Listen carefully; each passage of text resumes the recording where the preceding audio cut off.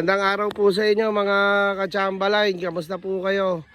Andito na naman tayo sa manukan natin. So ngayon ito nakikita nyo po yung mga selected pullets natin dito sa farm. Ito po mga 5 months old po yan lahat. Mga October born. Last week ang date of birth nila. October, so March tayo ngayon. Ayan, batang bata pa po itong mga to. Pero pagka sisipatin nating mabuti, talagang para silang mga 7 months na. Mga matured na sila kung titignan. Pero mga bata pa po ito. Ayan, pinahagisan ko lang po muna ng konting patuka dito sa kasama natin. Para mas makita natin sila.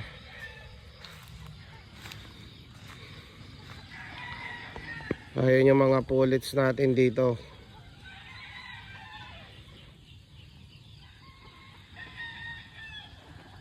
Nandito naman tayo mga ka-Chamberlain sa mga pasisiw natin, yung edad na 2 months.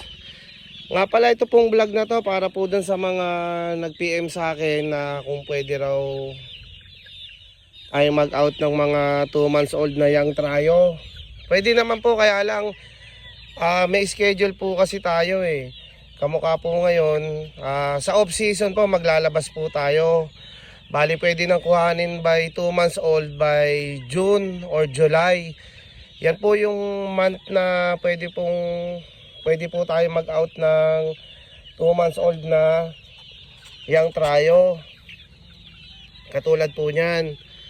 Bali June and July onwards. So yung mga nag-PM sa akin, ito po yung sample ng more or less ganito yung itsura nila pagka 2 buwan. Yan. Ito po yung 2 months na natin na golden boy. Ito naman yung 2 months natin na 5K na lalaki. Ito isang golden boy din na babae.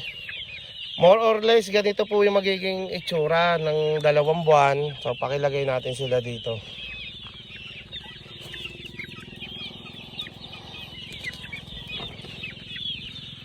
So ganyan po yung itsura ng young trio.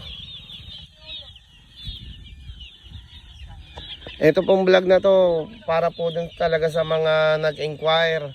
Kaya lang mga ka-Chamberlain, masasabi ko po mag-i-start po tayo, pwede po tayo mag-release by June and July onwards. Basta i-update ko naman po kayo, palagi po kayo nakatutok dito sa channel natin. Ilalagay ko rin po yung number ko, yung Facebook account ko, para po dun sa kompletong detalye, dun po sa mga magiging interesado din, sa mga makakapanood po nito. Pwede nyo po ako i-follow sa Facebook ko na personal Facebook ko. Tapos may number po ako ilalagay dito para po sa lahat po ng magtatanong kung po pwede po sana tawag na lang po kayo, wag na po kayong mag-text. Tawagan nyo po ako para mas mabilis po yung magiging pag-uusap natin, mas magiging klaro para po yung buong detalye nung magiging pang-out natin, may paliwanag ko rin po sa inyo ng maganda. So ganyan yung mga natin, yung mga may out by June, July onwards. So yung mga naghahanap dyan na very affordable na young trio, ayan, ganyan po magiging nila. Halos ganyan po ang itsura. So ito, pwede ko na silang pakawalan dahil nakapag sample na rin ako ng isang trio. So ito, pa-re-release na natin to sa kasama natin dito. So yung mga mag-i-inquire po, ay lalagay ko dito yung Facebook ko. Follow nyo lang po ako dyan. Tapos yung contact number ko, lalagay ko na rin po dito sa screen. Tawagan na lang po ninyo ako. Huwag na po kayong mag-text. Tapos sa mga magpapalo, pwede nyo naman na akong i-message po dun sa messenger ko para po dun sa kabuang detalye. Lahat po ng i-release natin, straight line o pure, basta straight line po lahat yan. Wala po tayong naka two-way, puro straight line lang po, for breeding purposes lang po lahat. So yun yung atong vlog na to para dun sa mga nag-PM sa akin. So maraming salamat sa inyo. Nagkaroon tayo ng vlog ngayon tungkol dun sa mga tanong po ninyo. So ayan, dahil nakapagpasample naman na tayo, pwede ko na pong pawalan yung mga sisiw natin. So ayan sila.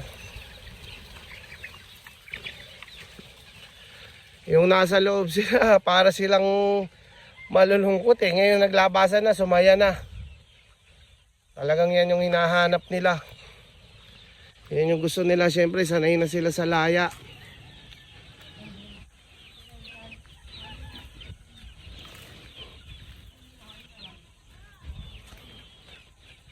Ganyan talaga ang mga manok o sisiw pagkatapos kumain. Magtutuka-tuka sila ng damo.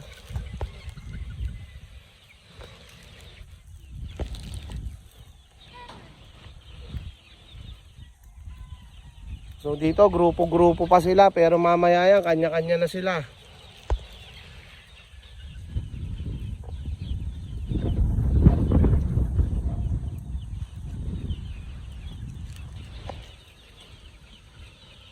Mamaya kanya-kanya na nang pupuntahan, tulad po na, no. Ayun, meron na ron, no.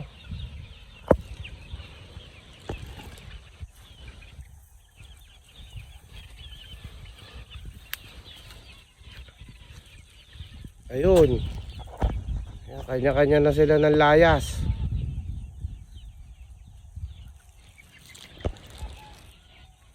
So ganun lang mga katsambalay, na follow nyo lang po ako. Tapos yung natin, yung number natin, pwede nyo po akong tawagan anytime. O nandito naman tayo mga katsambalay sa yung last batch na binaba natin dito, na picture ko na rin last vlog. Bali tapos na silang kumain, nakapagpainom na din. So pwede na rin na natin silang i-release para makapaggala-gala sila. Yung mga gusto nilang kainin, yung mga mineral dyan sa lupa. Tapos kung gusto nilang kumain ng mga fresh na damo, yan, makapagpaaraw sila, makapag-stretching sila. So ayan, yung maghapon nila, ganyan.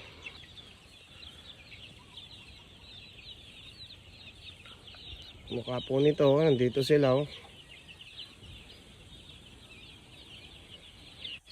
So, yan yung ginagawa nila after kumain talaga eh. Meron silang hinahanap dyan na gusto nilang kinakain.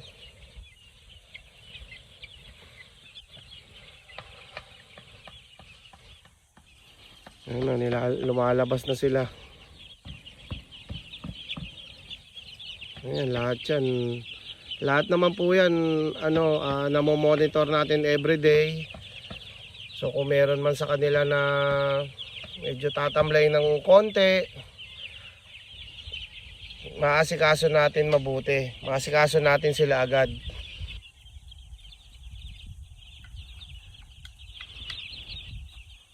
So hanggang dito na lang po muna mga katsambalay. Maraming salamat po sa inyo, sa lahat po ng nanonood, yung mga nagko-comment, yung mga nagla-like po. Maraming salamat po sa inyo. At saka syempre dun sa mga katsambalay natin na nag-PM sa akin tungkol po dun sa yung mga gustong kumuha ng 2 months. Yes po, pwede ko naman po kayong pagbigyan.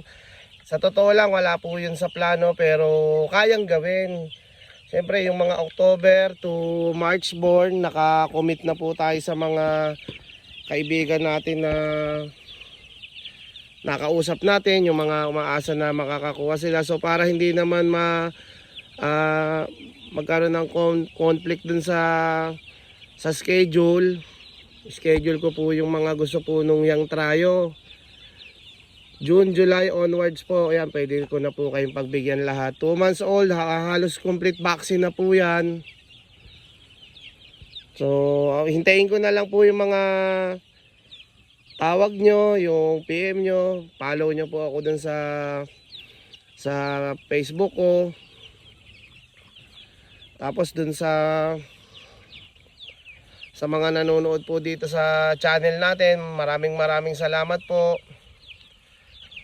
Hanggang dito na lang po muna mga ka-Chamberlain.